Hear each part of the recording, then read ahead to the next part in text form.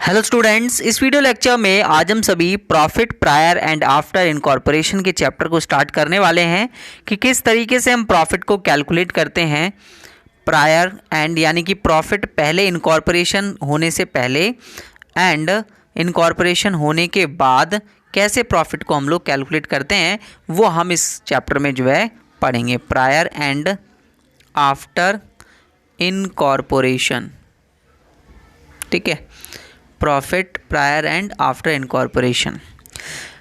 चलिए देखिए, तो सबसे पहले इसकी मीनिंग समझते हैं। सिंपल सा मतलब है, जब आप कोई भी रनिंग बिजनेस खरीदते हैं, टेकन ओवर करते हैं किसी कंपनी के द्वारा, उस कंपनी में उस डेट पे जब आप उसे कर रहे हैं, खरीद रहे हैं, तो उस वक्त कितना प्रॉफिट था इनकॉर्पोरेट होते वक्त या कमेंस बिजनेस स्टार्ट होते वक्त, फिर उसके बाद जब आपने उसको खरीद लिया उसके बाद कितना प्रॉफिट हो रहा है, वो बेसिकली हम इस चैप्टर में पढ़ते हैं। इसके बाद आप एक बात समझिए कि जो हमारे पास प्रॉफिट होगा जब आप इसको परचेज़ करेंगे, किसी भी रनिंग बिजनेस को आपने परचेज़ किया, अब परचेज़ करते टाइम आपको कुछ प्रॉफिट होगा, उसको आप कैपिटल प्रॉफिट का नाम देंगे। क्या नाम देंगे? Capital profit. क्लियर है यहाँ तक?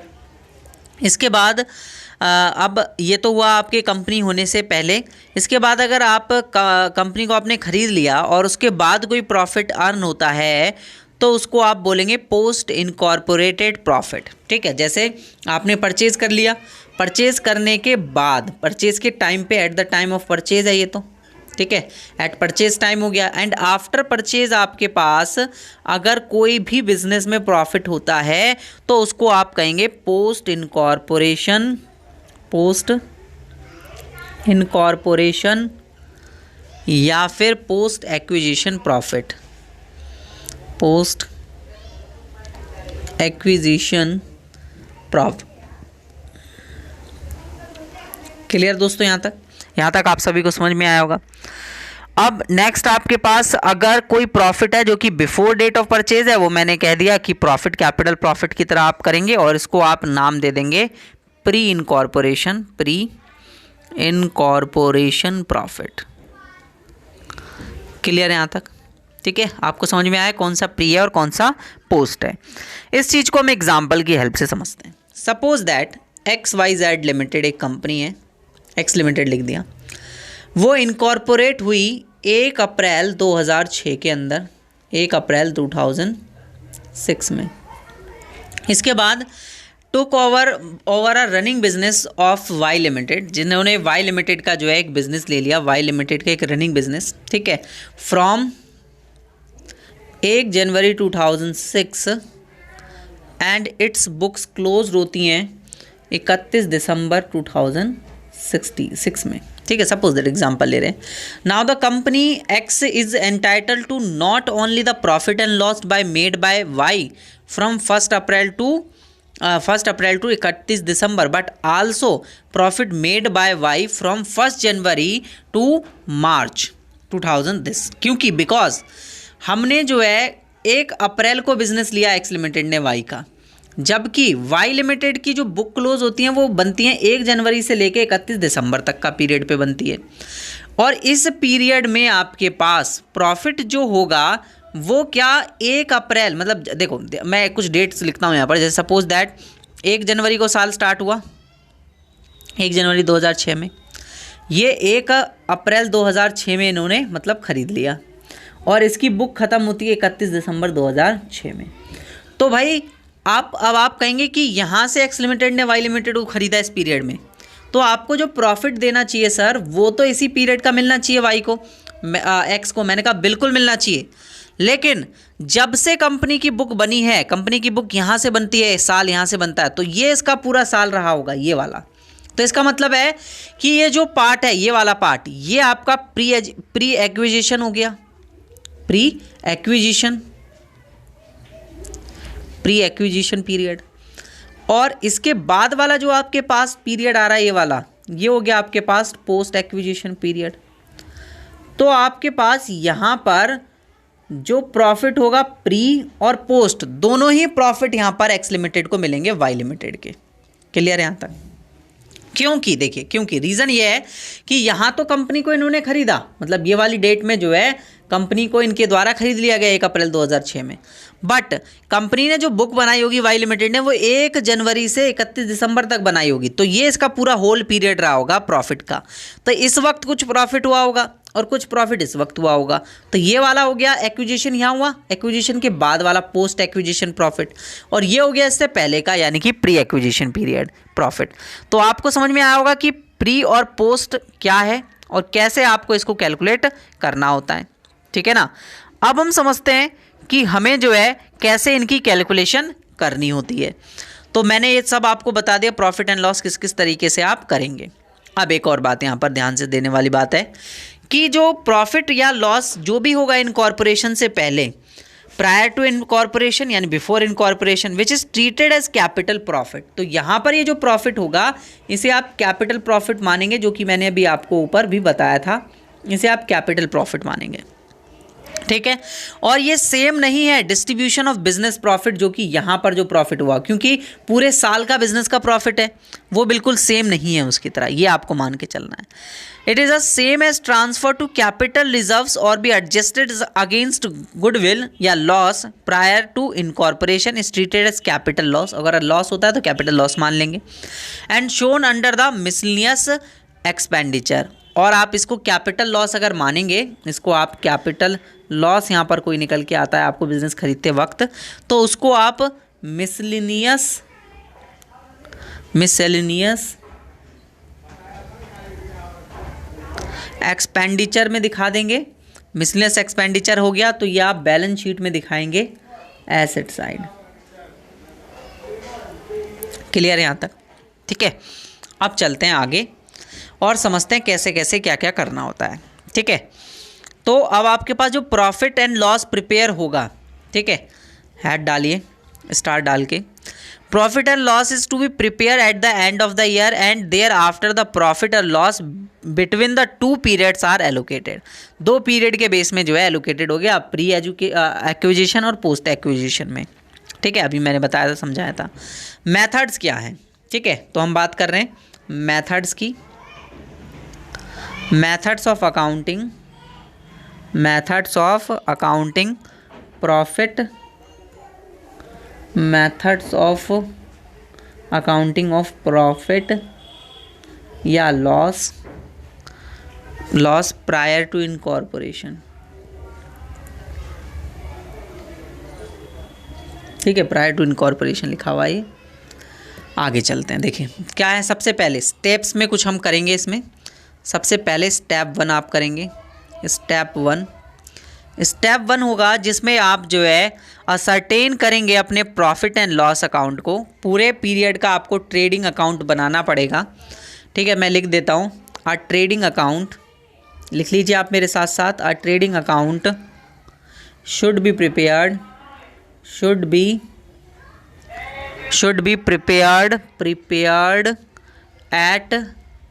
at first for the whole period। पूरे साल का आप जो है पहले बना लेंगे, ठीक है। That is between the date of purchase and the date of final account, जिसमें फाइनल अकाउंट तक की एंड ऑफ द डेट भी होगी शामिल, और जिस दिन खरीदा गया उस वक्त। और फिर यहाँ पर आप जो है ग्रॉस प्रॉफिट कैलकुलेट करेंगे सबसे पहले, फर्स्ट ऑफ ऑल, क्योंकि आपने ट्रेडिंग अकाउंट बनाया तो ट्रेडिंग अकाउंट में ग्रॉस प्रॉफिट आता है, तो आप यहाँ से ग्रॉस प्रॉफिट कैलकुलेट कर लेंगे। हाईलाइट करने वाली बात क्या है, आपको ट्रेडिंग अकाउंट बनाना है और उससे ग्रॉस प्रॉफिट फाइंड आउट करना है। क्लियर है यहाँ तक। नेक्स्ट स्टेप में चलते हैं, स्टेप नंबर 2। तो जो आपका स्टेप नंबर 2 होगा, स्टेप 2 में आपको क्या करना है कि जितने भी आपके पास बिजनेस हो रहे हैं, मतलब जो प्रॉफिट हो रहा है और जो एक्सपेंसेस हुए हैं, उन सबको आपको 2 रेशियो निकालने हैं, उन दोनों रेशियो में आपको डिवाइड करना है। तो पहला तो आप यहाँ पर निकालेंगे सेल्स रेशियो, ठीक है। सेल्स रेशियो जो कि आपके प्री और पोस्ट दोनों पीरियड के निकलेंगे, ठीक है। सेल्स रेशियो दोनों ही आप प्री भी और पोस्ट दोनों ही एक्विजिशन पीरियड के निकालेंगे। नेक्स्ट, इसके बाद आप निकालेंगे टाइम रेशियो। कुछ चीज़ें जो हैं वो टाइम रेशियो के अकॉर्डिंग डिवाइड होंगी और कुछ रेशियो कुछ चीज़ें जो हैं आपकी सेल्स रेशियो के अनुसार डिवाइड होंगी। अब आप जो टाइम रेशियो निकालेंगे, जैसे मैंने आपको अभी एक एग्जांपल लिया था, वहाँ पर 1 जनवरी 2006 या 2010 कुछ भी ले लो से स्टार्ट हुआ ईयर, और 1 अप्रैल को यहाँ पर परचेज़ किया गया 2010 में, और ईयर एंड होता है 31 दिसंबर 2020 का या 10 कुछ भी ले लो, है ना, जो हमारा ईयर चल रहा है। तो ये हुआ आपके पास प्री एक्विजिशन पीरियड और ये हुआ आपके पास पोस्ट एक्विजिशन पीरियड। तो यहाँ पर अगर आप मंथ्स कैलकुलेट करें, जनवरी, फरवरी और मार्च, यानी कि 3 मंथ्स, यहाँ पर आप कैलकुलेट करें अप्रैल से दिसंबर, तो 9 मंथ। अब आप इन दोनों के बीच का रेशियो निकालेंगे तो ये 1:3 आएगा। तो इसका मतलब है जो भी चीज़ें टाइम रेशियो में डिवाइड होंगी वो 1:3 में डिवाइड होंगी। ऐसे सेल्स रेशियो आप निकालेंगे, दोनों सेल दी होंगी इस पीरियड की। फिर इसके बाद अब आपने स्टेटमेंट प्रिपेयर कर ली, अब आप जो है स्टेप 3 पे चलेंगे। स्टेप 3 में हमने जो भी प्रॉफिट या जो भी हमने कैलकुलेट किया, अब हम नेट प्रॉफिट कैलकुलेट करेंगे उससे, ठीक है। बेसिकली स्टेटमेंट ऑफ पीएनएल बनाएंगे यहाँ पर। आ स्टेटमेंट मतलब एक ऐसा स्टेटमेंट बनाएंगे, आ स्टेटमेंट लिखिए आप मेरे साथ साथ, a statement should be prepared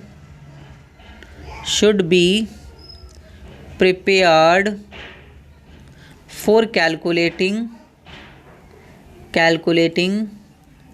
the amount of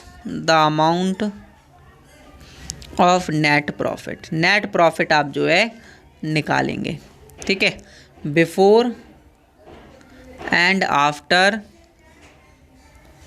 after incorporation, ठीक है। सेपरेटली आप इनका जो है प्रॉफिट निकाल लेंगे ऑन द फॉलोइंग बेसिस। कुछ पॉइंट लिखवा रहा हूँ वो भी लिख देता हूँ। Following principles. अब आपको ये ध्यान रखना है, याद रखने वाली पॉइंट्स आ गए हैं अब आपके पास। पहला है कि जो आपने ग्रॉस प्रॉफिट निकाला है, gross profit should be allocated. अब देखिए ध्यान से, ये जो लाइन मैं लिख रहा हूँ ये बहुत काम की है। क्या लिख रहा हूँ मैं, चलिए मैं इसको अलग कलर से लिख देता हूँ, हाईलाइट कर देता हूँ। ग्रॉस प्रॉफिट शुड बी, आप मेरे साथ साथ लिखते भी जाइए और समझते भी जाइए, should be allocated for the 2 periods, यहाँ पर वही प्री और post, 2 periods on the basis of sales ratio which will present the gross profit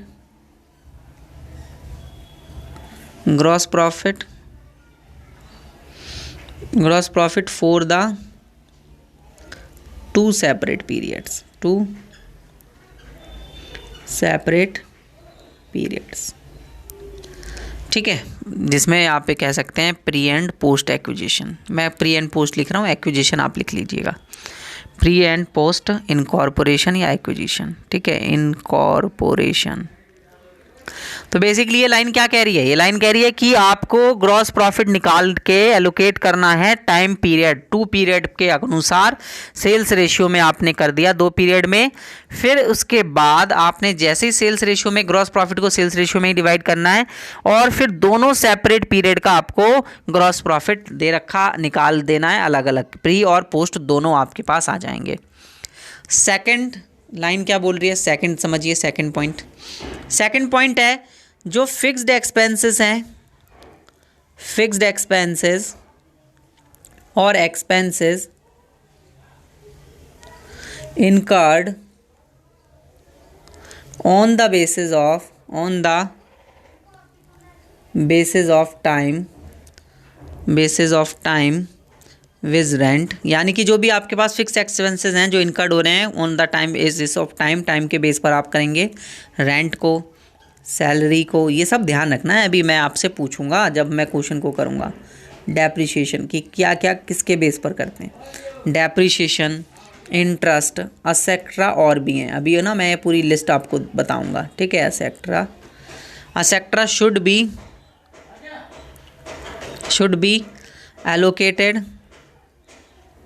allocated for the 2 periods, दो periods on the basis of, ये लाइन्स लिखते जाइए, basis of the time ratio, time ratio के according आप इसको जो है divide करेंगे, ऊपर सेल्स नीचे टाइम। अब बात करेगा ये अपने वेरिएबल फिक्स के बारे में बता दिया इसने, अब वेरिएबल एक्सपेंसेस के बारे में बताएगा। वेरिएबल एक्सपेंसेस और एक्सपेंसेस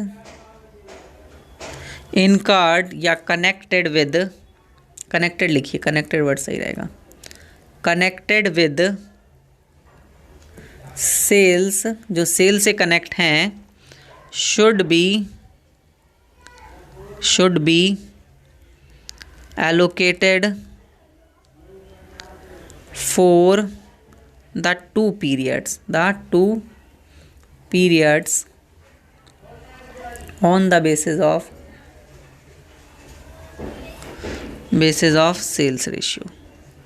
तो क्या कहा इसने कि आपके पास जो भी प्रॉफिट होंगे, जो भी वेरिएबल एक्सपेंसेस होंगे, सॉरी दोस्तों, जो भी वेरिएबल एक्सपेंसेस होंगे या जो एक्सपेंसेस कनेक्ट होंगे किसके साथ, सेल्स के साथ, अंडरलाइन कीजिए, expenses connected with sales should be allocated on the basis of 2 period on the basis of sales ratio, sales ratio के बेस पर आपको उसको एलोकेट करना है। ठीक है, क्लियर है, ये भी पॉइंट आपको समझ में आया होगा।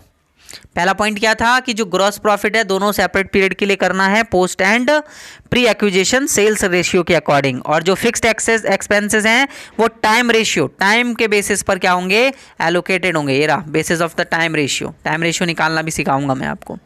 और जो वेरिएबल एक्सपेंसेस हैं वो सेल्स रेशियो के बेसिस पर एलोकेटेड होंगे। फोर्थ पॉइंट लिखिए, कुछ सर्टेन एक्सपेंसेस होंगे, कुछ सर्टेन एक्सपेंसेस जैसे कि partners salary, directors salary, preliminary expenses, interest on debenture short में लिख दिया मैंने। ये सभी आर नॉट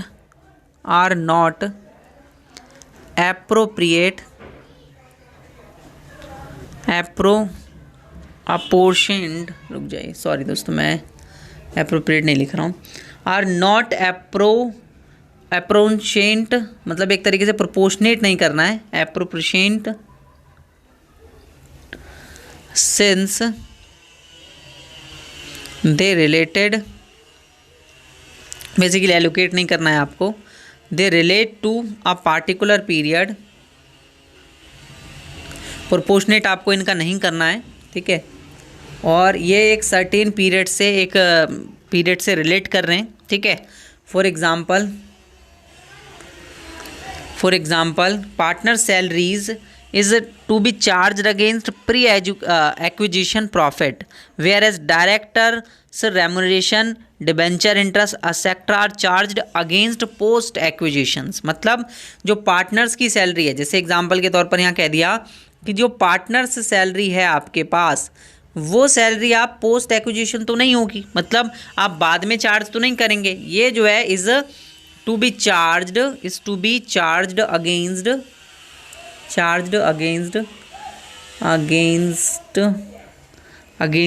प्री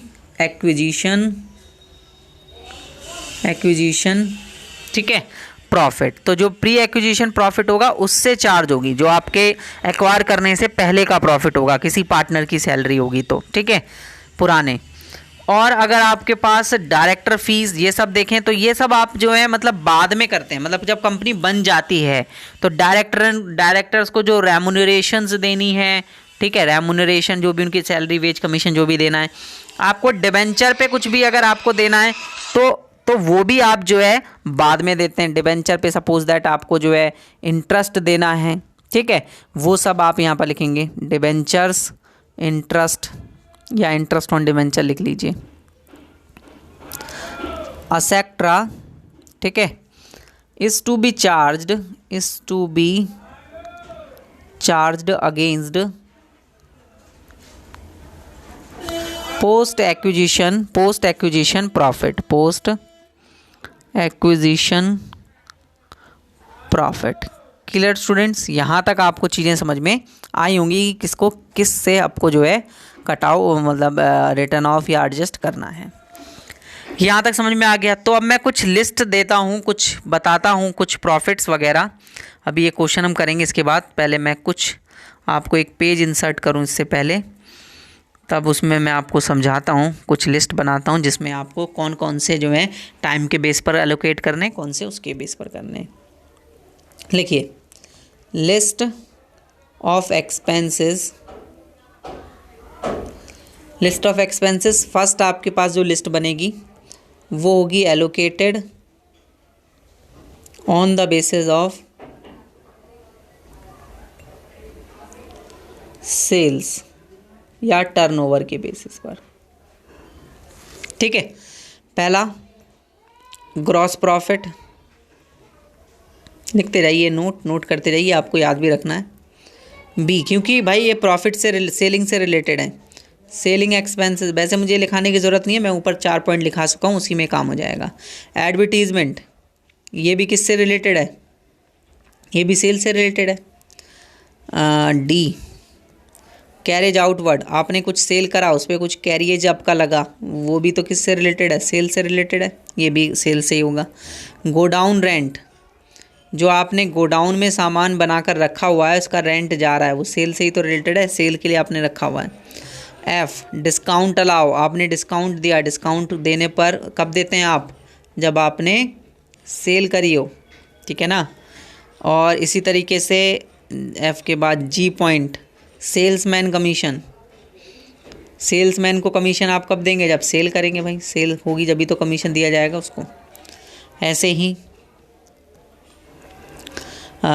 ठीक है, ये हो गया प्रमोशन, प्रमोशन पर आप कोई खर्चा कर रहे हैं, प्रमोशन एक्सपेंसेस ऑफ सेल, ठीक है।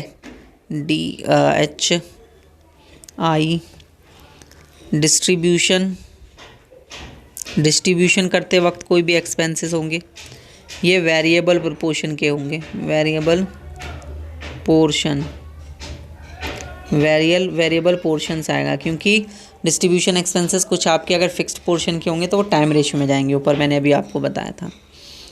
जे, फ्री सैंपल अगर आप दे देते हैं कोई, तो वो भी आप जो है सेल्स के बेस पर ही करेंगे। फिर के, अगर आपके पास एक्सपेंसेस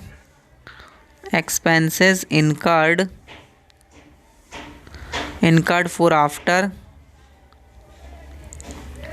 सेल सर्विसेज, ठीक है, सेल सर्विसेज के सेल से रिलेटेड है। जे के आई, डिलीवरी वैन के खर्चे, डिलीवरी वैन एक्सपेंसेस, ठीक है।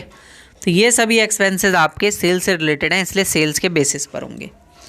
कुछ एक्सपेंसेस अब हम बात करेंगे जो कि होंगे allocated on the basis of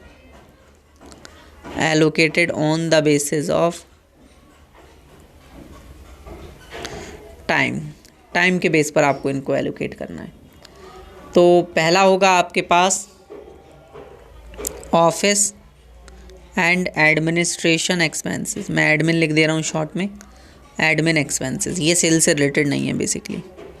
salaries to office staff, office staff की जो सैलरी आएगी, ऑफिस स्टाफ। इसी तरीके से नेक्स्ट आपके पास पॉइंट बनेगा रेंट, रेट्स या फिर टैक्सेस, ये सभी भी टाइम रेशियो से जाएंगे। फोर्थ, डेप्रिसिएशन अगर कोई लगता है, डेप्रिसिएशन ऑन फिक्स एसेट्स, तो ये भी चला जाएगा। नेक्स्ट फिफ्थ पॉइंट अगर देखें, प्रिंटिंग एंड स्टेशनरी, प्रिंटिंग और स्टेशनरी, ये सब भी आपके पास इसी से जाएगा। सिक्स्थ, इंश्योरेंस का अगर कोई खर्चा हो रहा है तो वो भी,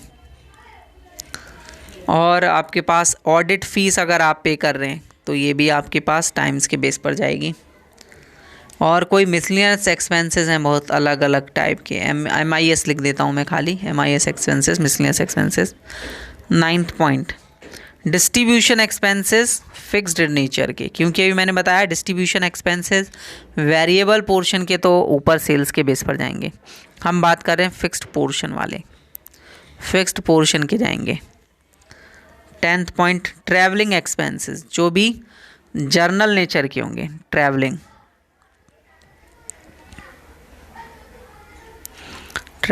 एक्सपेंसेस।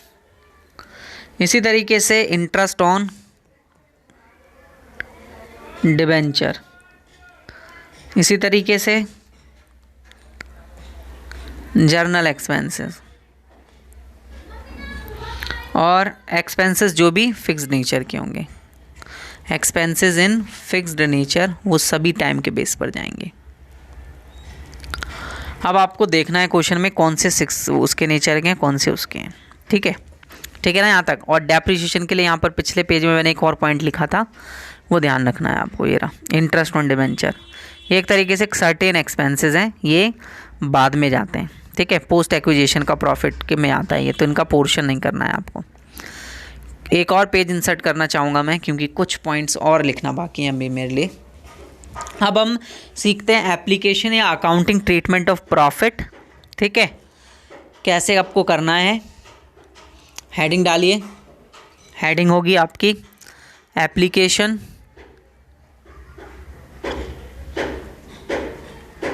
या अकाउंटिंग ट्रीटमेंट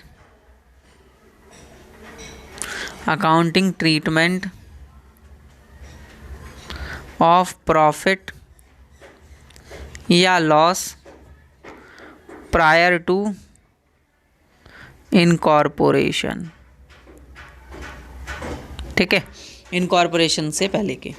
तो ये आपके पास जो है प्री इनकॉर्पोरेशन होंगे, प्री इनकॉर्पोरेशन प्रॉफिट,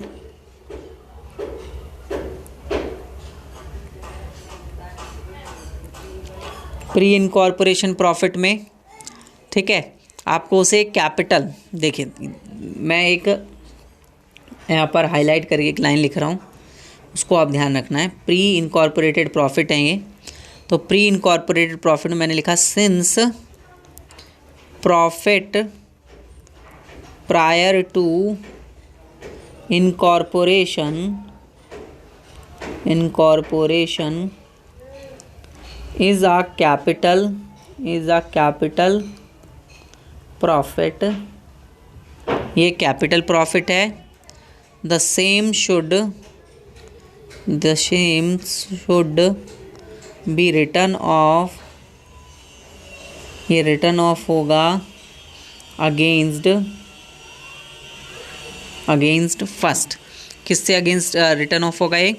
पहला preliminary expenses account, second formation expenses form करते वक्त, तीसरा लिक्विडेशन एक्सपेंसेस अकाउंट। ठीक है, फोर्थ पॉइंट रिटर्न डाउन की जगह आप लिखिए राइट डाउन, या रिटर्न डाउन भी लिख सकते हैं। Write down the value of fix assets if any, अगर कोई है तो, वरना नहीं। ठीक है, पांचवा गुडविल अकाउंट, और last balance if any transferred to capital reserve में अगर कोई बैलेंस ट्रांसफ़र हुआ है तो उससे चला जाएगा। क्लियर है यहाँ तक? ये हो गया। अब लिखिए आप सभी बी पॉइंट, प्री इनकॉर्पोरेशन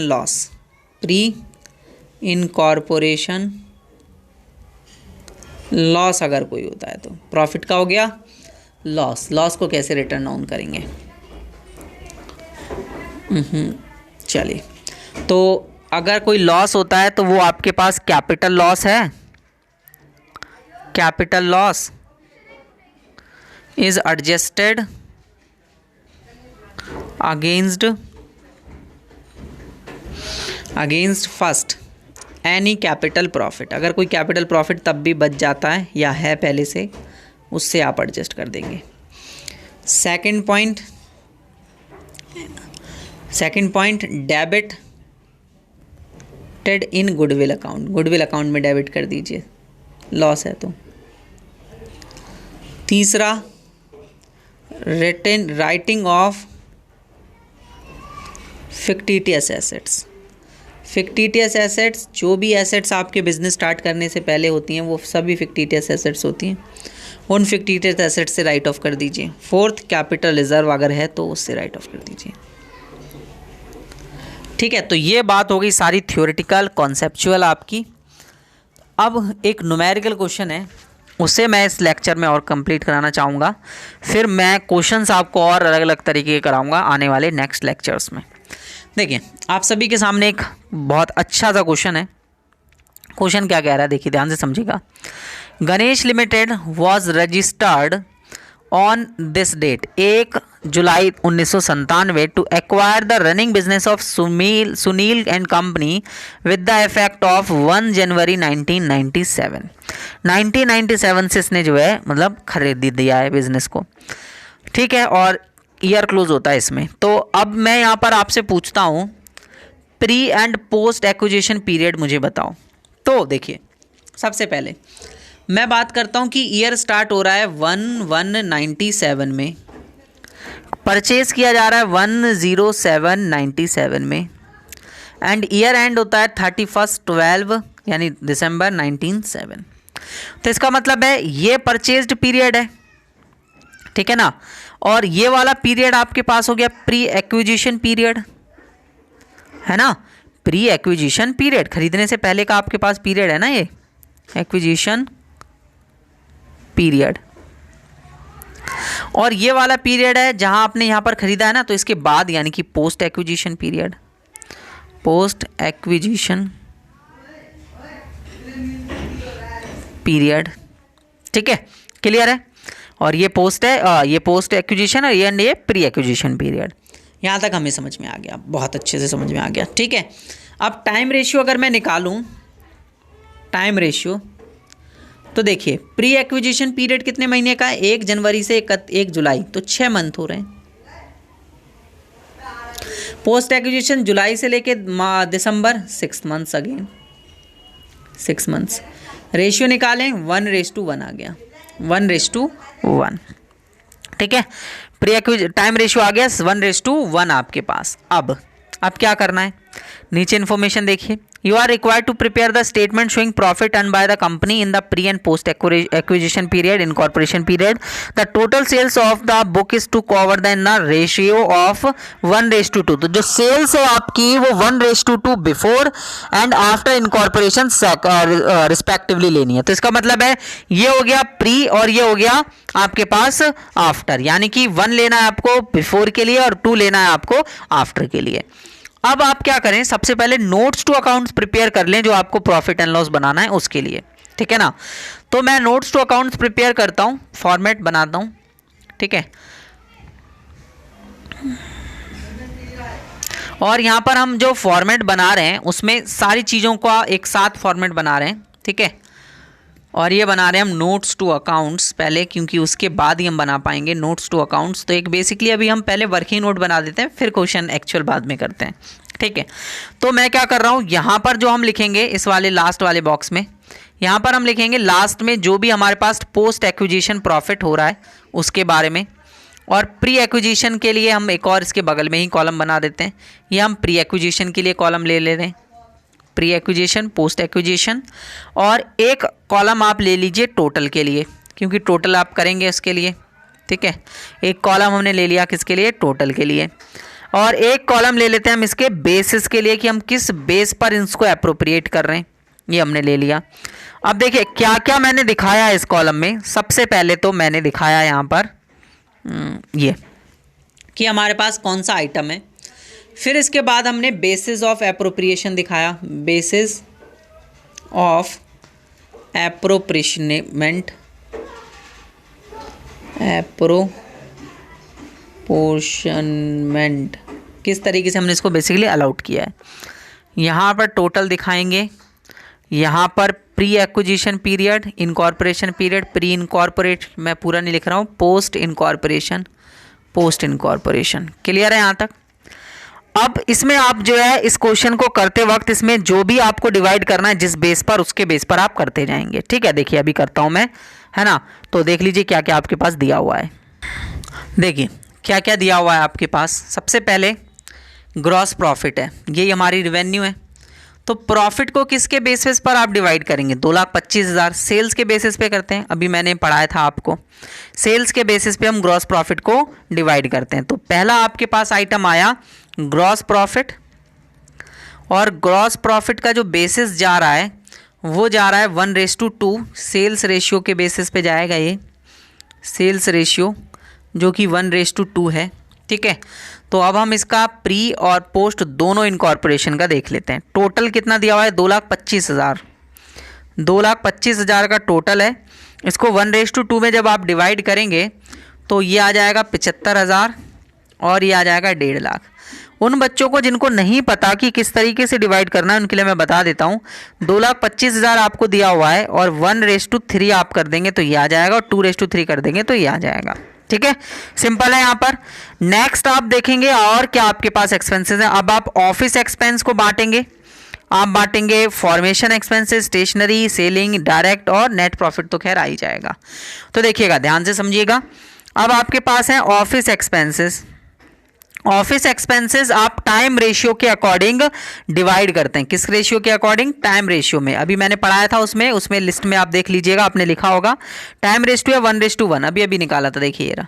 ठीक है, टाइम रेशियो 1:1 है और ये है आपके पास 54,000, तो आधा आधा बढ़ जाएगा, 27,000 इधर और 27,000 इधर। इसी तरीके से आपके पास स्टेशनरी एक्सपेंसेस हैं, स्टेशनरी एंड पोस्टेज, ये भी आपके पास टाइम रेशियो में ही जाएगा, क्योंकि भाई ये एक्सपेंसेस भी किसके बेस पर है? सेल से रिलेटेड तो है नहीं, है ना। तो ये आगे आपके पास 5,000 का खर्चा था, 5,000 का खर्चा है तो आधा आधा बांट देंगे, 2,500 यहाँ और 2,500 यहाँ पर। इसके बाद आपको कुछ और एक्सपेंसेस हैं, जैसे आपके पास फॉर्मेशन एक्सपेंसेस हैं। ये एक स्पेसिफिक सर्टेन एक्सपेंसेस जो रिटर्न ऑफ हो रहा है, और ये रिटर्न ऑफ हो रहा है तो ये पोस्ट इनकॉर्पोरेशन का एक्सपेंस है, अभी का नहीं है। और डायरेक्टर फीस भी आपके पास पोस्ट इनकॉर्पोरेशन की, अभी की नहीं है। ठीक है ना। और सेलिंग एक्सपेंसेस सेल से रिलेटेड है तो ये सेल्स रेशियो से जाएगा। ठीक है, तो आपके पास जो फॉर्मेशन एक्सपेंसेस है, फॉर्मेशन एक्सपेंसेस, इसको आपको एलोकेशन कर देना है सारा का सारा, जितना कितना है 10,000 रुपीज़ का था, और ये आपको प्री में कुछ नहीं देना है, पोस्ट एक्विजिशन का खर्चा होता है, तो आपने सारा का सारा पोस्ट एक्विजिशन में दे दिया। अब इसी के बाद आपके पास आती है डायरेक्टर्स फीस। अब जो डायरेक्टर फीस है इसको भी आपको एलोकेट कर देना है पूरा इन पोस्ट इनकॉर्पोरेशन के लिए, तो पोस्ट इनकॉर्पोरेशन के लिए 20,000 आपने यहाँ दिखा देना है। अब आता है दोस्तों selling expenses. Selling expenses is related to the sales, है ना, ये सेल्स से रिलेटेड है, तो ये जाएगा सेल्स रेशियो से, और सेल्स रेशियो आपके पास है 1:2, तो 60,000 का खर्चा 1:2 में डिवाइड करेंगे तो ये 20,000 आ जाएगा, और ये आ जाएगा आपके पास 40,000 रुपये। ठीक है, क्लियर है यहाँ तक? आया सबको समझ में? बिल्कुल आया होगा। ठीक है ना, कोई दिक्कत आपको नहीं रही होगी, अच्छे से चीज़ें जो है समझ में आ गई होंगी। ठीक है ना। अब हम बनाते हैं दोस्तों कि हमारे पास statement of profit and loss किस तरीके से बनेगा। ठीक है, तो एक फॉर्मेट ले लेते हैं statement of profit and loss के लिए। ठीक है, statement of profit and loss, और यहां लिख दीजिए statement of profit and loss बना रहे हैं हम लोग। ठीक है, तो यहाँ पर आपके पास पोस्ट इनकॉर्पोरेशन का प्रॉफिट या जो भी आप दिखाएंगे अमाउंट, और प्री इनकॉर्पोरेशन का भी दिखाएंगे अमाउंट, और इसके बाद आपके पास टोटल का एक कॉलम बनेगा और एक आपके पास नोट नंबर का रहेगा। ठीक है, तो क्या क्या दिखाना है आपको यहाँ पर? आपको यहाँ पर दिखाना है, ये आ गया आपके पास पार्टिकुलर, ये नोट नंबर। ठीक है, ये है आपके पास टोटल, ये है आपके पास प्री इनकॉर्पोरेशन, ठीक है, ये है आपके पास पोस्ट इनकॉर्पोरेशन, ठीक है ना। तो सबसे पहले आपके पास आता है revenue from operation. Revenue from operation means sales आपकी, ठीक है, सेल्स दिया नहीं है, प्रॉफिट दिया हुआ है, ठीक है, वही आपके पास ग्रॉस प्रॉफिट लिख दीजिए आप सबसे पहले, ये ग्रॉस प्रॉफिट निकाल कर दिया ही हुआ है। तो ग्रॉस प्रॉफिट दिया हुआ है, नोट हमने 1 बनाया ही है, वो नोट नंबर 1, ठीक है। तो मैं क्या करता हूँ, देखिए एक काम करता हूँ, जो भी मैंने यहाँ नोट बनाया ना, मैंने इनको नाम नहीं दिया। ये सारा का सारा पार्ट हो गया नोट 1 के लिए, ये नोट 2 के लिए हो गया, ये वाला पार्ट, ये नोट 2 है, ठीक है। अब ये नोट 2 है तो मैं क्या कर रहा हूँ, इनके नोट 2 के अलग टोटल कर ले रहा हूँ, ठीक है ना, अलग इनका टोटल कर ले रहा हूँ। तो ये टोटल हो रहा है 1,49,000। नोट 2 वैसे मुझे इसे अलग अलग करके बनाना चाहिए था, लेकिन मैंने अलग नहीं बनाया, ठीक है ना। ये आपका नोट 2 है, आप अलग ही समझ लीजिए इसे, और ये आपका अलग है, तो इसको आप अलग टोटल कर लेंगे 25,000। ये अभी 49,000 हो रहा है, 49,500, और इसका टोटल करेंगे तो 50,000, ये है ये 99,500 आ गया, ठीक है। ये हो गया आपके पास वर्किंग नोट नंबर 2 यहाँ, और ये वो नोट नंबर 1 है, ठीक है, ये अलग अलग मैंने कर रखे हैं, इनके अमाउंट दे रखे हैं। तो नोट नंबर 1 से कितना टोटल आ रहा है आपके पास, 2,25,000 रुपये का टोटल आ रहा है। प्री का इनकॉर्पोरेशन का प्रॉफिट 75,000 आपने डिवाइड किया था, और इसका 1.5 लाख रुपये। तो ये आ गई आपके पास सारा प्रॉफिट। इसमें से आप माइनस करते हैं किसको, एक्सपेंसेस को। तो एक्सपेंसेस के लिए आपने नोट नंबर 2 बनाया, और 1,49,000 के एक्सपेंसेस थे आपके, जिसमें से आपने इसको 49,500 डिवाइड किया हुआ है, और इसको 99,500 डिवाइड किया हुआ है। तो अब आप यहाँ पर निकाल देंगे प्रॉफिट इस साल का, ठीक है, प्रॉफिट यहाँ से आ जाएगा, प्रॉफिट ऑफ द पीरियड, इस पीरियड का कितना प्रॉफिट होगा। इसमें से आप माइनस करेंगे तो 76,000 आपके पास आ जाएगा, 76,000, और ये आ जाएगा 22,500 प्री इनकॉर्पोरेशन का, पोस्ट इनकॉर्पोरेशन का 50,500। दोस्तों सिंपली माइनस किया गया और कुछ नहीं किया गया, ठीक है। पोस्ट इनकॉर्पोरेशन प्रॉफिट ये रहा, प्री इनकॉर्पोरेशन प्रॉफिट ये रहा, दोनों ही हमने निकाल दिया है। नहीं समझ में आया हो, डाउट पूछ सकते हैं, मुझे कांटेक्ट कर लीजिएगा, नंबर आप सभी के पास है, एक बार और स्क्रीन पे लिख दे रहा हूँ, ठीक है। पूछिएगा ज़रूर डाउट, कोई भी दिक्कत होती है, वरना और हम न्यूमेरिकल क्वेश्चंस नेक्स्ट लेक्चर्स में समझेंगे, तो फिर तो वहाँ पर आपको कोई दिक्कत आएगी नहीं, आप अच्छे से चीज़ों को समझ ही जाएंगे। चलिए नेक्स्ट लेक्चर में मिलते हैं।